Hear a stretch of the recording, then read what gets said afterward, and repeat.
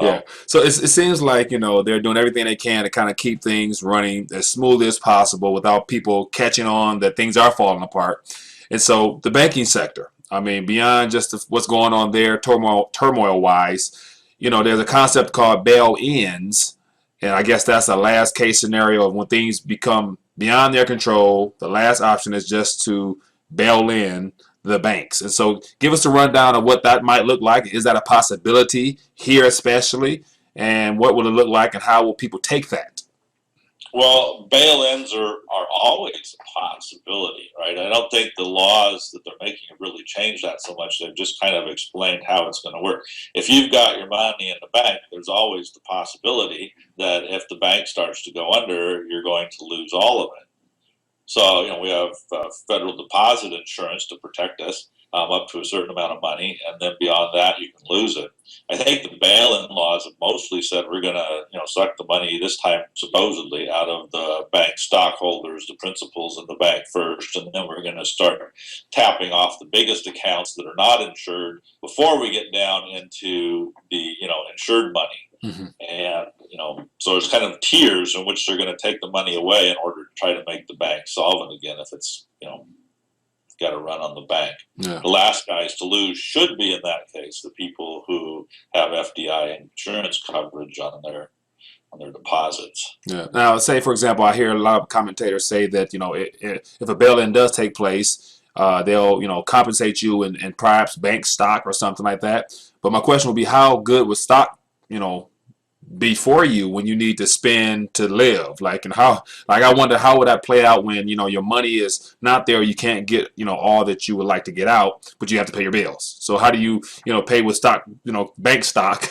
if you need money for living?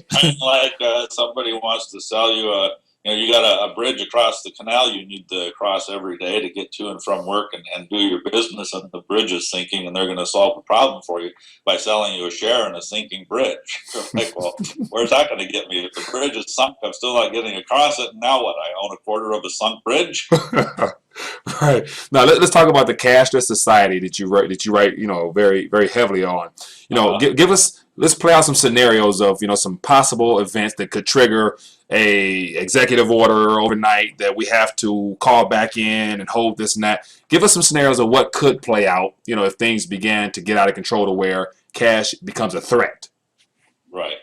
So, and where cash is becoming a threat is now that the Federal Reserve is testing the idea of negative interest rates, and this is something I alluded to just a little bit ago, that the Federal Reserve is in its stress test of banks. It's now exploring what would be the impact of a negative interest rate at a bank. Mm-hmm. Well, the biggest impact, which is being seen in Europe, and banks are just squealing. Deutsche Bank, that we just talked about, being one that's particularly crying in its own pool of blood, is saying that the central banks, you're killing us with this negative interest rate stuff. We're already hurting, but this is like the straw that breaks the camel's back, because we now have to pay interest on all of our reserve holdings, and you still want to do quantitative easing to pump up our reserves. So now we got to pay more interest on those reserves, and we can't loan them out because people don't really want the debt.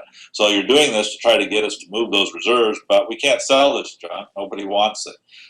So you're hurting us, and we can't pass it along to our customers. Here's where we go to the Cashless Society cries that are happening, is if we pass it along to our customers and we say, well, we're going to charge them 0.5% to keep the money in the bank, they're just going to get cash out and use the escape hatch of putting the money in a safe under the mattress.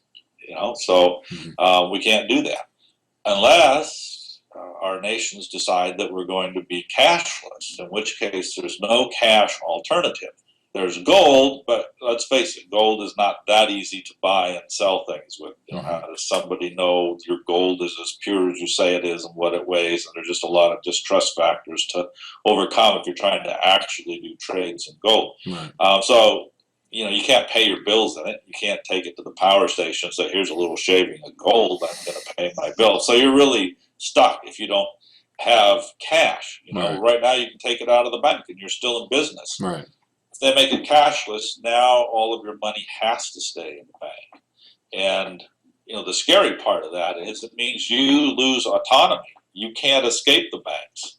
And it gives the banks, the central banks, total control over the economy. And that's why you see mainstream publications now, like Bloomberg and other financial publications, saying, we need to do this because the reason the central banks can't solve the problem is they can't go into negative interest because people will move their money. So we need to make it so people can't move their money. Mm-hmm. Well, I don't want it so I can't move my money. I don't want to give the banks that much control. I don't like banks.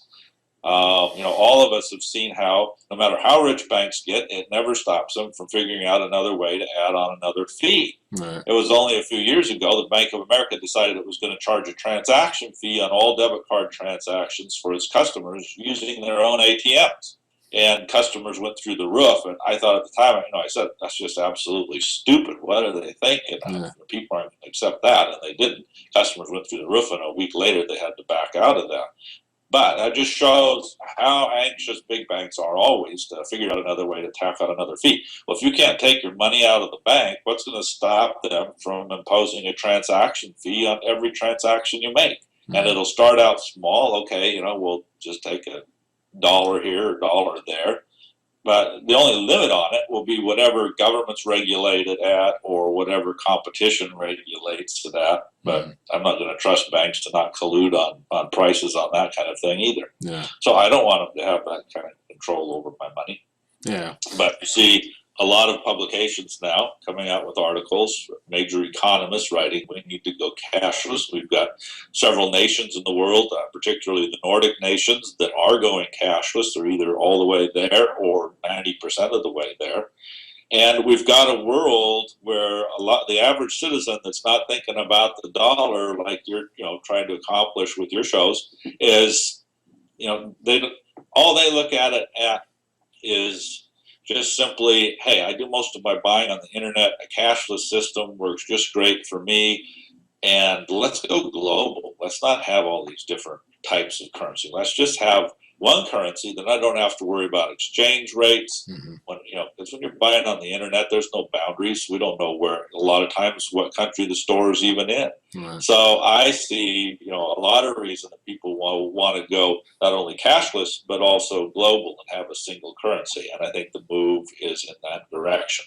All right. Now let's get. We talked a lot about some of the problems we're facing this in this current environment. Let's get into some alternatives or some possible solutions that people can begin taking to really be proactive in handling their own financial affairs as well as their own their own livelihoods. What, in your opinion, as far as the whole retirement aspect and investments and things like that, we're not able to give financial advice, but we can give our opinions on some possibilities of things that we can do.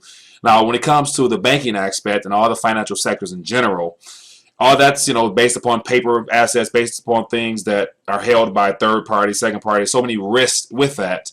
Let's talk about like the retirement investment and savings for people today and in the days ahead. If this cashless stuff does come into effect, how will this affect the ability to save and your retirements and putting aside money in your 401k and things like that? Let's look into that a little bit. Give me your thoughts. Okay.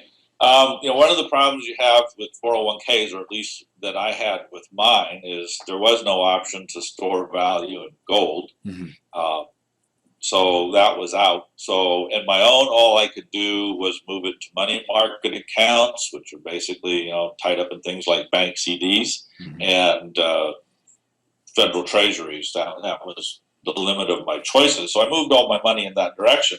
And as the stock market's gone down, I'm glad I did, because I've actually gone up about 1%, and I've watched, where my money would have been had it been in the stocks and things that it was in, and it would have gone down about 10% at this point. It's got a lot farther, I think, that it's going to go down. Mm-hmm.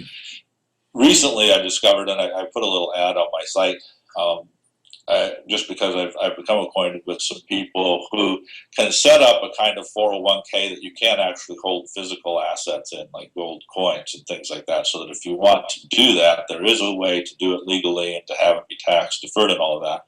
But it's complicated, so you probably need someone to help set you up with that. So that's why I put that ad on my site, so people can find their way to that if they want to do it. I would just caution with gold, don't think it's a panacea. Mm-hmm. I think there's a reason to have some, but ask yourself, why is it that federal banks own these enormous hoards of gold, thousands of tons of gold? Mm-hmm. They're the ones who tell us gold isn't worth anything. We don't back our money with it. It's a stupid investment. Why would you have it? They're always talking it down, but they own thousands of tons of it themselves. So what do they want with so much? And some people say, well, they got to have it to back their currency in case there's a run on the banks. Really? You think that if you go to the bank and you say, I want my money out in gold, there's a chance in the world that they're going to do that today as a way to pay you? They're not using it to back their currency. Their currency has no backing other than the trust value that's associated with it. That's the way fiat currency works. Right. The value is, so long as you believe in it and you trust their way that they're using it, then it kind of works.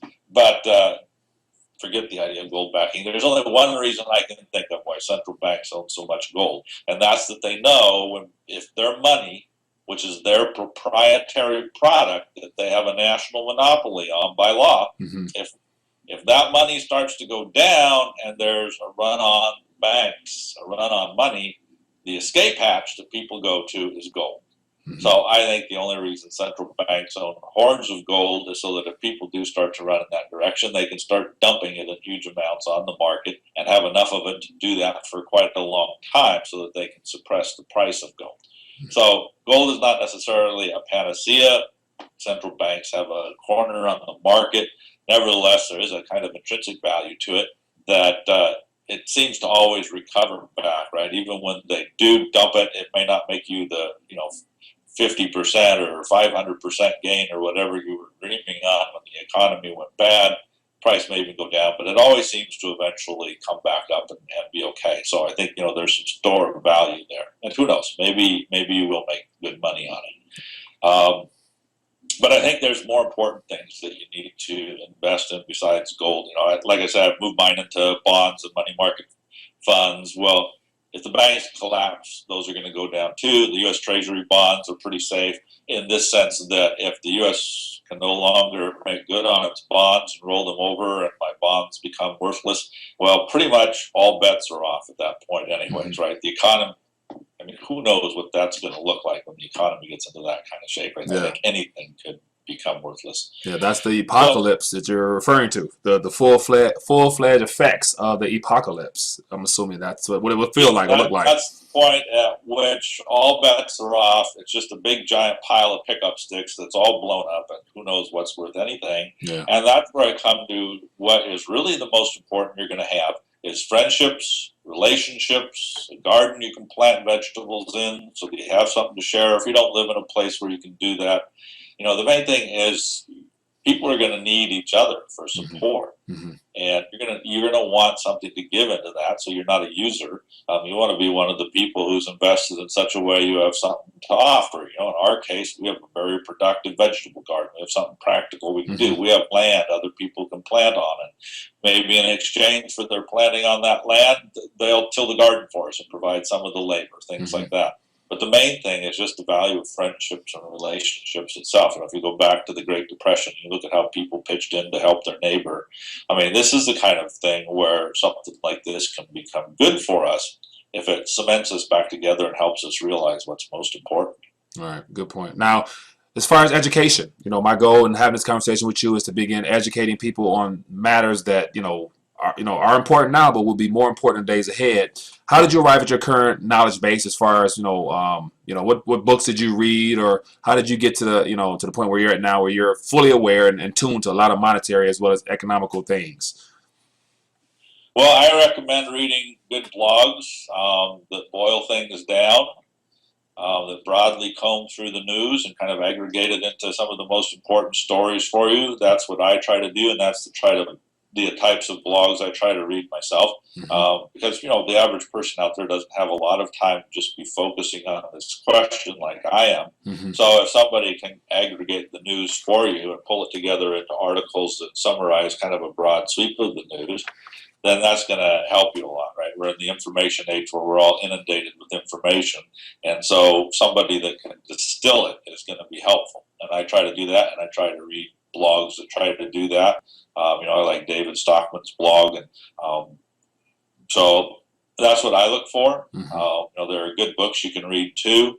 There's The Death of Money by James Rickards. His is, he's interesting because of his involvement with, I think it was the CIA or somebody, and as I recall, trying to figure out what was going to happen and seeing that the dollar was going to blow up. And David Stockman, that I mentioned, has written a really good book called The Great Deformation, which just kind of gives you a picture of what's happening and how it gets there. Right. Sort of a basic, economic understanding. Right. Well, as we draw down to the end of our discussion, last question I'd like to just put out there and just get us guessing. What will the Federal Reserve note look like possibly in 5 to 10 years? What do you think? The Federal Reserve note? It will be invisible. There won't be a note. It will be cashless, and it will be a click. That's what it will look like, is your finger clicking on your mouse or your trackpad. Fair enough. Well, David Haggith, give the audience a way to, I guess, stay in tune with what you're doing, how to follow you, and to be a blessing to your work. Okay. What I write is the Great Recession blog. So it's http://thegreatrecession.info. All right. So sounds good. Greatrecession.info. Sounds good. Any social media? Any sort of social media links or anything like that? No, I just go with that one. Just that one. Fair enough. All right. Well, David, I appreciate you sitting down and sharing your take and your experience with us, and look forward to continue to follow your work and hear more great interviews from you and staying in tune with you. All right. Thanks. I enjoyed it. All right. Bye. Well, this concludes my interview with David Haggith. Hope you found our conversation to be informative. I want to encourage you to visit his site at thegreatrecession.info/blog for more of David's work. And also, if interested, visit rethinkingthedollar.com for more information as well as more monetary news updates. Look forward to bringing you more interviews. See you later.